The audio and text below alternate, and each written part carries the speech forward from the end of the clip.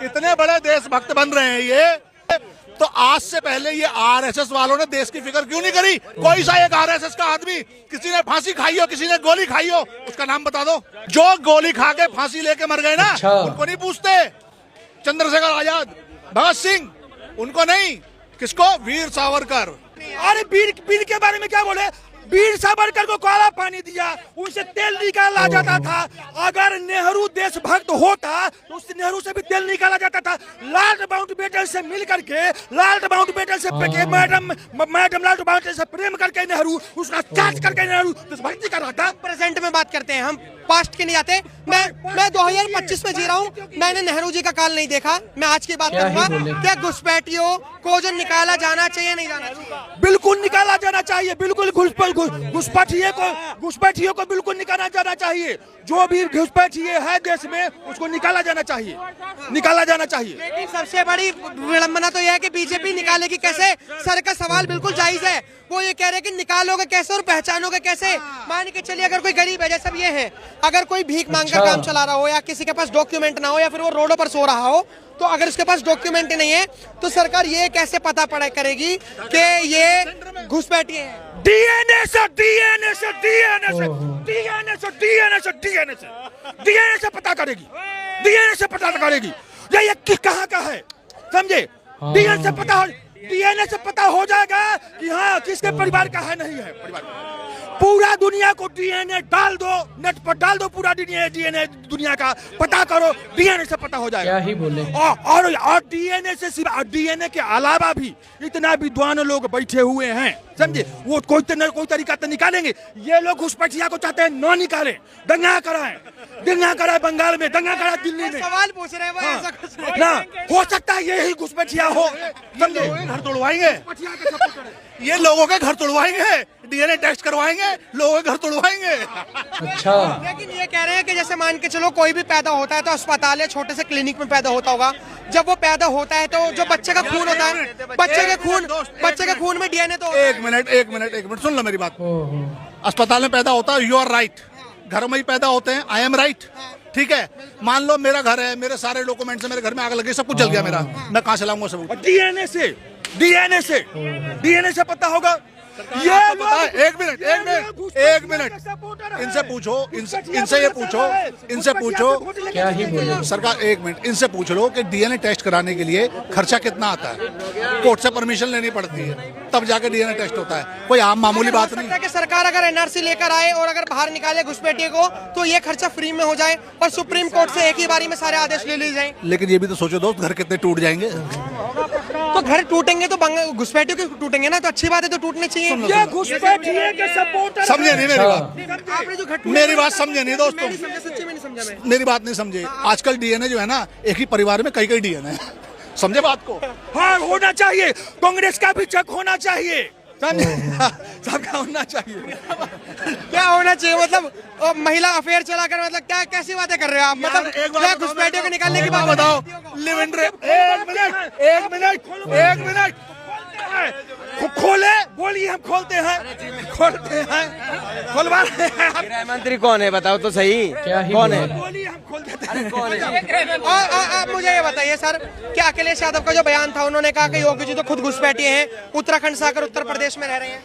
ये लोग को सुधीर चौधरी सही कहा, ये टुकड़े गैंग हैं।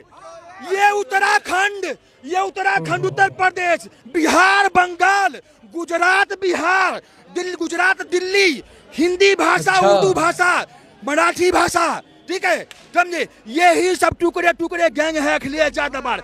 ये भाषा के लड़ाई, उत्तराखंड जैसे यूपी के लड़ाई, अरे पूरा देश के नागरिक है, पूरे देश में हम कहीं जैसे कुछ भी कर सकते हैं, बन सकते हैं। ये संविधान को, बाबा साहब का संविधान है ना, ये संविधान को न मानने वाला है अखिलेश यादव। अच्छा एक मिनट चाचा, मिनट हो गए।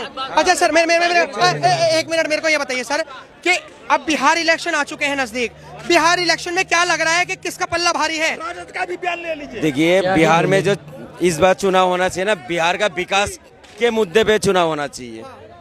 राजनीति बहुत कर लिया आप लोगों ने, 20 साल का आपका सरकार, फिर कहता बिहार में घुसपैठी घुस रहा है। फिर से मोदी आएगा, बिहार में भी मोदी आएगा, हर जगह मोदी।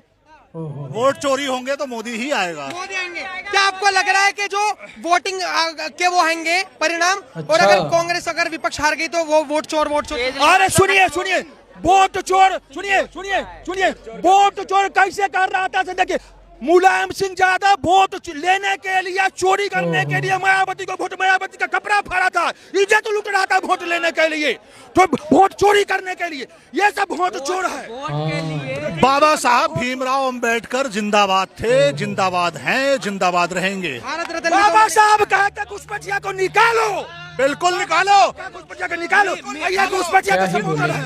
मिस्र इंडोनेशिया और रसिया से जो आए हैं उनको पहले अच्छा, मेरे निकालो। को एक बात तो बताओ कि बिहार में फ्रीबीज की राजनीति बहुत चल रही है।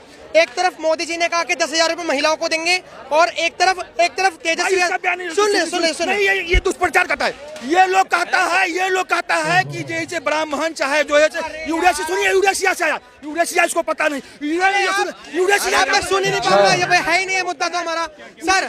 अब अगर इतने ही देश बड़े, इतने बड़े देशभक्त बन रहे हैं, ये इतने ही बड़े देशभक्त बन रहे हैं, और देश के बारे में अगर इनको इतनी ही चिंता है, तो आज से पहले ये आरएसएस वालों ने देश की फिक्र क्यों नहीं करी? कोई सा एक आरएसएस का आदमी, किसी ने फांसी खाई हो, किसी ने गोली खाई हो, उसका नाम बता दो, बता दो उसका नाम।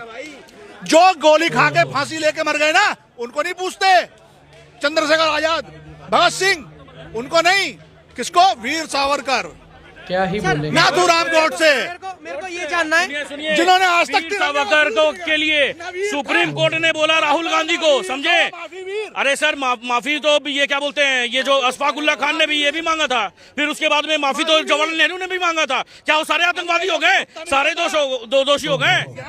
ये सुनिए, ये लेटर जब महात्मा गांधी, ये जो सुनिए मोहनदास करमचंद गांधी जब लेटर लिखते थे ना, तो क्या लिखते थे उसमें? लेटर में लिखते थे कि योर ओबीडियंट सर्वेंट, ठीक है। बीआर अम्बेडकर क्या लिखते थे? योर ओबीडियंट सर्वेंट, मतलब आप सर्वेंट थे उनके, आपको देश से कोई मतलब नहीं था, आप सर्वेंट थे ना उनके। क्या बने? बात अलग थी, सावरकर की बात अलग है, सावरकर की बात अलग है। सुप्रीम कोर्ट ने बोल दिया है कि आप देख रहे हैं सर मैं एक चीज जवाहरलाल नेहरू क्या है फिर? वो भी तो तलवे चाट करके मैंने बना है, वो भी तो गांधी के तलवे चाट करके ही बना है। मैंने 16 वोट में से क्या ही बोले। अब जैसे सर वीर सावरकर को, एक मिनट रुक जाइए, आप बीच में मत कूदिए, अभी सर से अच्छी डिबेट हो रही है। सर जैसे वीर सावरकर को लोग एजेंट बोलते हैं, वीर नहीं, नहीं, उनका वीर सावरकर है, माफी वीर बोल सकते हो। आपके हिसाब से सुप्रीम अगर कोर्ट, मेरे ख्याल से आपका अगर चैनल देख रही है तो सुप्रीम कोर्ट इनके ऊपर में सू मोटो ले, जैसे राहुल गांधी के ऊपर में लिया था। राहुल गांधी को माफी मांगनी पड़ी थी इस बात के कि अगली बार अगर आप बोलेंगे तो आपको जेल जाना पड़ेगा। वीर सावरकर, आप किसी के ऊपर में भी, फ्रीडम फाइटर के ऊपर में आप ये ऐसा टिप्पणी नहीं कर सकते, समझे? मेरी बात सुन लीजिए, जो वीर सावरकर है उनको अब जैसे आप लोग हैं और कोई एजेंट बताते हैं, जो ब्रिटिशर एजेंट बताते हैं, सुन लो मेरी बात, अगर वो अंग्रेजों के एजेंट थे तो आजादी में उन्हें अंग्रेजों की कोई भी पोस्ट क्यों नहीं मिली? मैं ये कह रहा हूँ, वीर सावरकर अगर अंग्रेजों के एजेंट थे तो उन्हें बाकी आप इस बारे में क्या कहना चाहोगे, कमेंट सेक्शन में जाकर जरूर बताना।